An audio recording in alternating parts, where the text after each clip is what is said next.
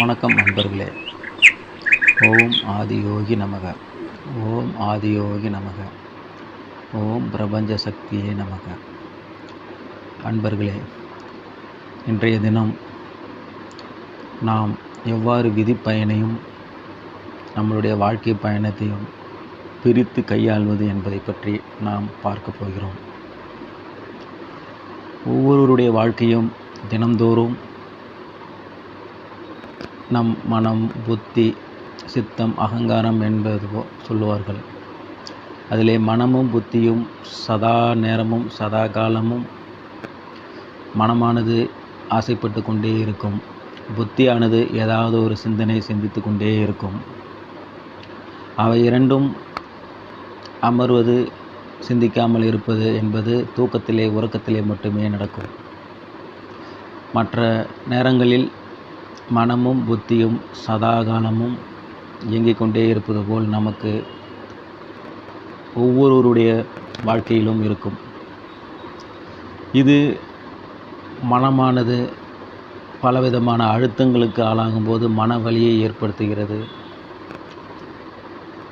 மகிழ்ச்சியான செயல்களையும் எதிர்பார்த்த செயல்பாடுகள், ஆசைகள் நிறைவேறும்போது மகிழ்ச்சியையும், வெற்றி பெறும்போது மகிழ்ச்சியையும், தோல்வியடையும் போது மிகப்பெரிய துன்பத்தையும் கொடுக்கும் மனம். ஆனால் இதில் ஒன்றை கவனிக்க வேண்டுமென்றால், மனமானது எதையுமே நிரந்தரமாக தக்க வைத்து கொள்ளாது. மகிழ்ச்சியையும் நீண்ட நேரம் நிலைத்து வைத்திருக்காது. மன துக்கத்தையும் துன்பங்களையும் நீண்ட நேரம் நிலைத்து வைத்திருக்காது. மகிழ்ச்சி என்பது ஒரு மணி நேரம், 2 மணி நேரம், அந்தந்த நிகழ்வுகளை பொறுத்து நேரம் நீடிக்கும், அவ்வளவுதான். அதிகபட்சம் அன்றைய நாளின் இரவு நீங்கள் தூங்க போவதற்கு முன் வரை இருக்கும்.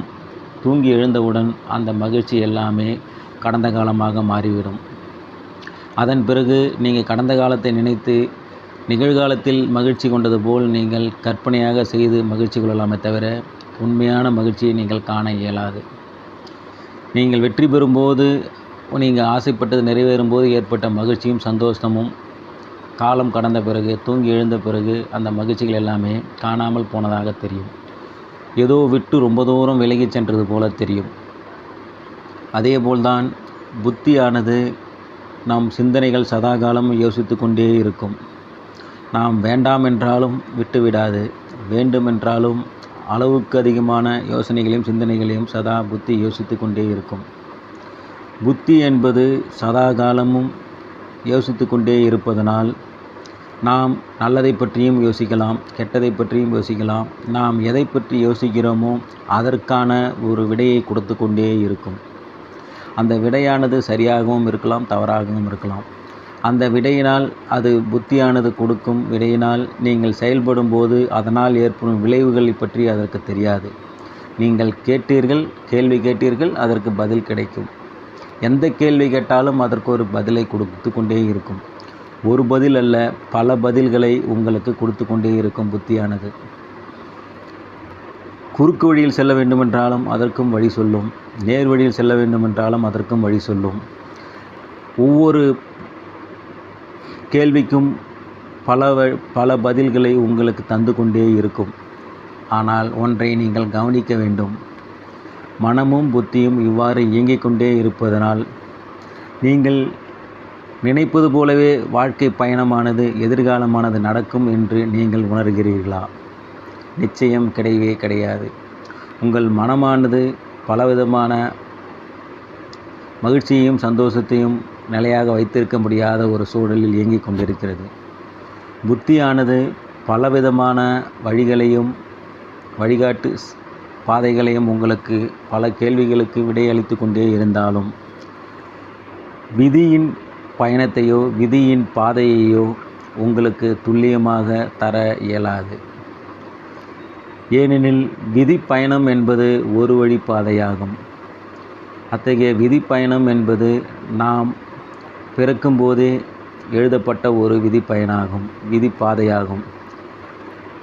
அத்தகைய பாதையை துல்லியமாக கண்டறிந்து அதன்படி செயல்படவும் நம்மால் ஒரு குறிப்பிட்ட எல்லை வரை மட்டுமே புத்தியால் அதை சிந்திக்க முடியும்.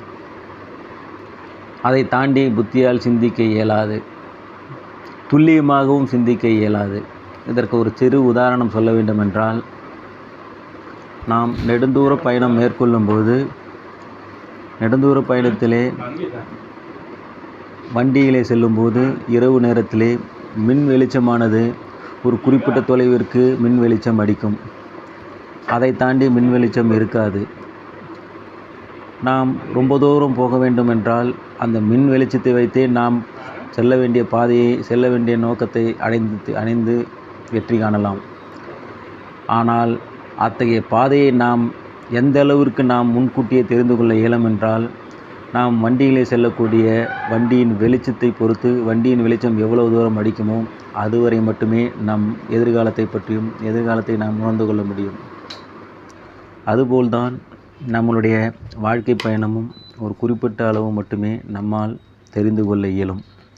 நெடுந்தூர பயணத்தை பற்றியோ நாம் முடிவானது ரொம்ப தூரத்திற்கு என்ன நடக்கும் என்பதை பற்றி துல்லியமாக கணிக்க இயலாது.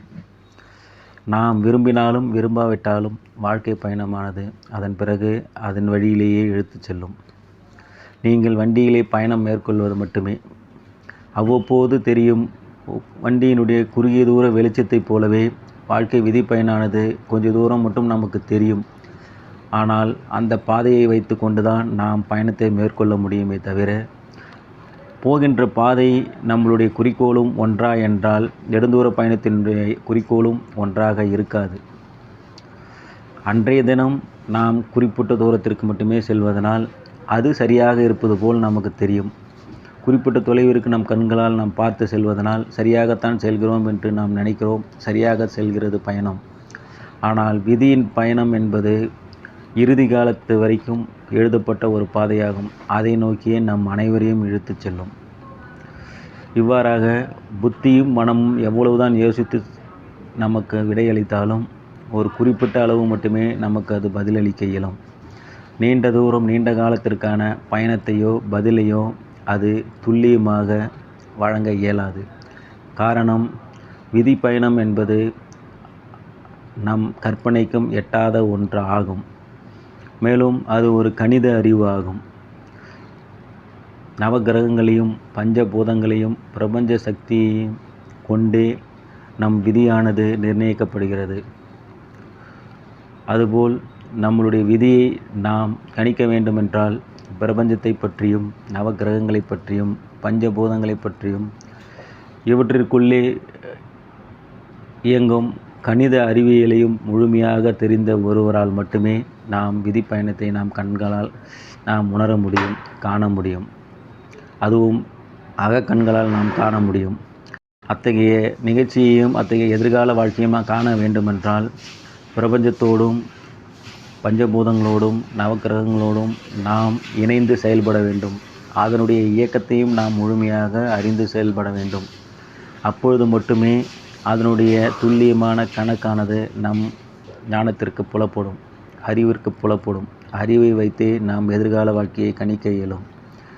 இத்தகைய மறைமுகமான ஞான அறிவானது அறிவை கொண்டே இயங்குகிறது. எனவே அத்தகைய ஞானமும் அறிவும் நமக்கு கிடைக்க வேண்டுமென்றால் நாம் ஆன்மீகத்தின் மூலமும் தியானத்தின் மூலமும் பிரபஞ்சத்தோடு நவகிரகங்களோடு பஞ்சபூத சக்தியோடு நாமும் அதை போல் நாம் இணைந்து கலக்கும்போது நிச்சயமாக நம்மாலும் அதை உணர முடியும். இவ்வாறு இணைந்து அதனோடு இணைந்து இயக்கங்களை தன்னுடைய வாழ்வையே பிரபஞ்சத்தோடு பஞ்சபூதங்களோடு நவகிரகங்களோடு இயக்கி காலத்தை கடந்தவர்களே மகான்கள், சித்தர்கள், யோகிகள், ஞானிகள். மனிதர்களாக பிறந்தவர்கள்தான் அத்தகைய பயணத்தையே நவகிரகங்களையும் பஞ்சபூதங்களையும் தன் கட்டுக்குள் கொண்டு வர முடியும் என்றால், அது சாத்தியமானதென்றால் அதனுடைய பயணத்தையும் அதை எவ்வாறு கட்டுப்படுத்த முடியும், அதனுடைய வலிமை என்ன என்பதை பற்றி முழுமையாக அறிந்தவர்கள், ஞானத்தால் தன்னுடைய அறிவால் உணர்ந்தவர்கள், யோகிகள், மகான்கள், சித்தர்கள்.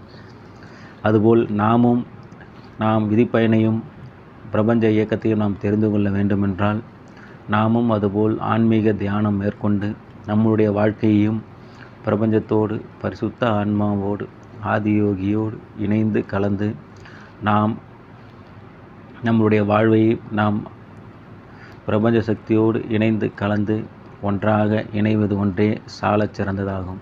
அதுவே சரியான பாதையாகும். அதுவே பிரபஞ்சம் நமக்கு காட்டிய ஒரு வழி பாதையாகும். இத்தகைய பாதையே நிலையானதும் நிரந்தரமானதுமாகும். எனவே அத்தகைய பாதையில் பயணம் செய்து மகிழ்ச்சி கொண்ட மனதோடு, மகிழ்ச்சி கொண்ட புத்தி சிந்தனையோடு நாம் நம்முடைய வாழ்க்கையை தெளிவான ஒரு வழி பாதையில் பயணம் சரியான முயற்சி எடுப்போம். நன்றி. ஓடும் போதேனே வரமும் தவமும்